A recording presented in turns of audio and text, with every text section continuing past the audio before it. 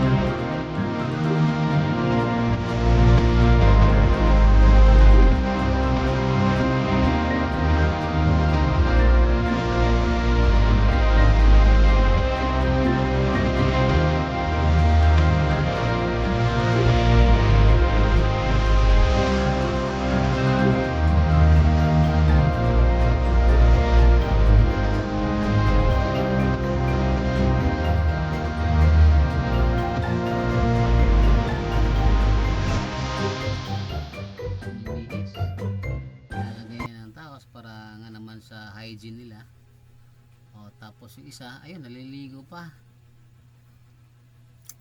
Maganda yung pag naliligo para fresh pagpasok. So ito isa, tapos na magbihis, di nagsando, ayan, tamad na. Kaya hinayaan ko na lang para hindi kami nag-away, kasi ito isa, anak ko na ito naka-business, special son ko to, hindi pwedeng anin yung utak niyan para hindi masira yung umaga niya. Ayun, ready na siya, kinuha niya na yung baon niya, pabango, para nilagyan ko rin sa likod ng pulbo para yung likod niya hindi mangamoy, lalo pa di siya naligo ngayon kagabi lang. Ayan, hanggang sapatos na yan, sumingit pa yung bunso ko babae, nagising na din. Siguro sa ingay, kung tulog na rin yun, babalik mamaya pagkaalis ng mga kapatid niya. So ayun nga, tapos ng isa, ang isa naliligo pa. So mauuna to nung pasok tong isa, isang yung panganin na lalaki, yung special son ko. Hayaan ko na lang, importante hindi siya maaburido, hindi ko sirain yung araw, umaga niya. Mahirap awayin to kay sira, baka hindi pumasok. So maya lang pala nahubad to ng damit, gusto niya talaga siguro magsando, kaya kinuha niya lang yung sando niya habang naliligo pa yung isang kapatid niya. Ayun na, nahubad ng damit. At yung isa naman, tapos lang maligo, magbibihis na din. Yan, kukunin niya na yung sando sa taas, sa kahangir, may uluhan.